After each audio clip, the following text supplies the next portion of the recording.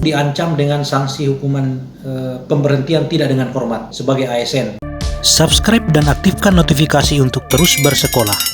Seorang aparatur sipil negara atau ASN harus netral di dalam pemilihan kepala daerah atau pilkada, bahkan di dalam pemilihan umum atau pemilu. Mengapa demikian? Karena itu keharusan yang dituntut oleh undang-undang, baik undang-undang pemilu atau undang-undang pemilihan maupun undang-undang tentang aparatur sipil negara. Lalu, perbuatan seperti apa yang dapat dikategorikan sebagai pelanggaran terhadap netralitas ASN? Dalam video kali ini saya akan menjelaskan tentang tindakan atau perbuatan yang dapat dikategorikan sebagai pelanggaran netralitas ASN sebagaimana diatur oleh Surat Keputusan Bersama 5 Pimpinan Kementerian atau Lembaga Negara dalam suatu SKB tentang pedoman pengawasan netralitas ASN dalam penyelenggaraan pemilihan kepala daerah serentak tahun 2020. Surat keputusan bersama ini ditandatangani oleh Menteri Pendayagunaan Aparatur Negara dan Reformasi Birokrasi, Menteri Dalam Negeri, Kepala Badan Kepegawaian Negara, Ketua Komisi Aparatur Sipil Negara, dan Ketua Badan Pengawas Pemilihan Umum. Kalau Anda yang menonton video ini adalah seorang ASN, silahkan disaksikan sampai selesai, semoga bermanfaat. Nah, berdasarkan surat keputusan bersama tersebut, beberapa perbuatan atau tindakan yang jika dilakukan setelah penetapan pasangan calon atau setelah tanggal 23 September 2020, maka perbuatan-perbuatan itu dapat dikategorikan sebagai pelanggaran terhadap netralitas ASN. Apa saja itu? Mari kita simak satu persatu. Yang pertama, kampanye atau sosialisasi di media sosial. Aktivitas tersebut meliputi memposting, like atau melakukan komen atau membagikan postingan yang mengarah pada indikasi keberpihakan terhadap pasangan calon tertentu. Jadi sebagai ASN hati-hati dengan jari-jari Anda. Yang kedua, menghadiri deklarasi pasangan calon peserta pilkada. Jika Anda seorang ASN, maka saya menghimbau untuk jangan sekali-sekali menghadiri deklarasi pasangan calon kepala daerah, baik itu di wilayah Anda bekerja sebagai ASN maupun di daerah lain. Kehadiran Anda dalam deklarasi pasangan calon kepala daerah dapat dipersepsikan sebagai keberpihakan terhadap pasangan calon tertentu. Lagi pula, tidak ada urgensinya Anda sebagai ASN menghadiri deklarasi pasangan calon peserta pilkada. Yang ketiga, melakukan foto bersama dengan pasangan calon dengan simbol gerakan tangan atau gerakan yang mengindikasikan keberpihakan. Jadi, hindari berfoto dengan pasangan calon, baik dengan calon bupati atau wakil bupati, wali kota atau wakil wali kota, gubernur atau wakil gubernur, sejak setelah penetapan pasangan calon atau sejak setelah 23 September 2020 sampai penetapan calon terpilih. Apalagi kalau foto itu disertai dengan simbol-simbol yang menunjukkan keberpihakan terhadap pasangan calon peserta pilkada. Yang keempat, menjadi narasumber atau pembicara dalam kegiatan partai politik, kecuali untuk menjelaskan kebijakan pemerintah terkait tugas dan fungsi atau berkenaan dengan keilmuan yang dimiliki oleh seorang ASN, dan sepanjang itu dilakukan dalam tugas kedinasan disertai dengan surat tugas dari atasan.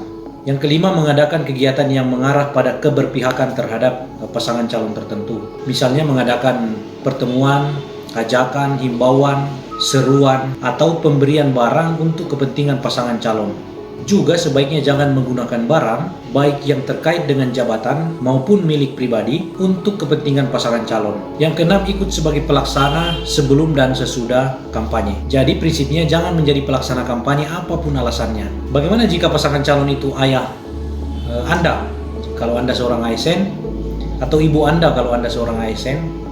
Apakah tidak bisa menjadi pelaksana kampanye? Pilihannya memang berat, tetapi apa boleh buat, sebagai ASN Anda tidak bisa menjadi pelaksana kampanye. Yang ketujuh, menjadi peserta kampanye dengan menggunakan atribut partai atau atribut PNS, atau tanpa atribut dan mengerahkan PNS atau orang lain untuk mengikuti kampanye misalnya. Nah, kalau pada akhirnya Anda menjadi peserta kampanye, jangan sekali-kali menggunakan atribut partai atau atribut PNS, atau mengerahkan orang lain atau mengerahkan PNS lain untuk mengikuti kampanye. Yang paling sering kadangkala seorang ASN tidak mengikuti kampanye, tidak menjadi peserta kampanye, tetapi mengkonsolidasi atau mengarahkan orang lain, masyarakat tetangganya, untuk menghadiri atau mengikuti kampanye pasangan calon tertentu. Nah, ini bisa dipersepsikan sebagai bentuk keberpihakan.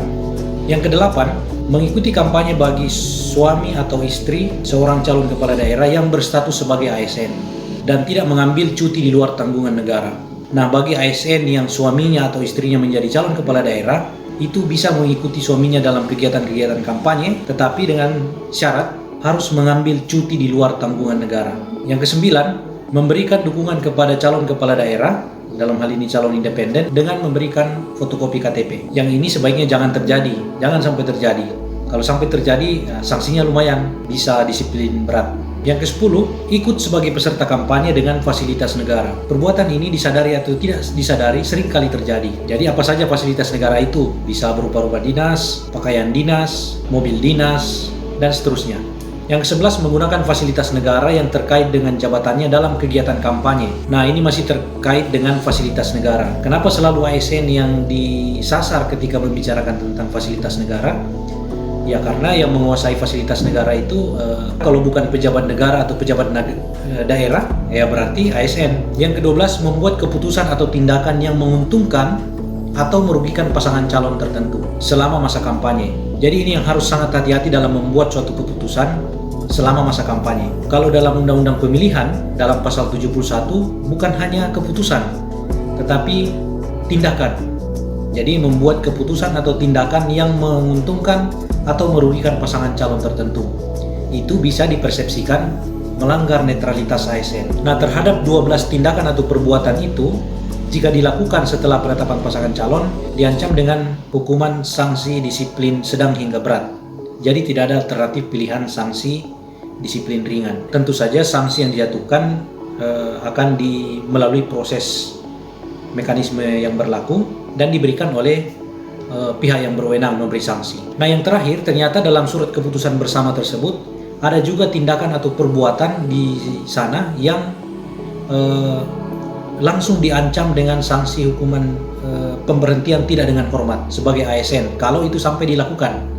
Apa itu? Menjadi anggota dan atau pengurus partai politik. Nah, demikian informasi tentang surat keputusan bersama 5 pimpinan kementerian dan lembaga terkait pedoman pengawasan netralitas ASN dalam Pilkada Serentak 2020. Semoga bermanfaat. Subscribe dan aktifkan notifikasi untuk terus bersekolah.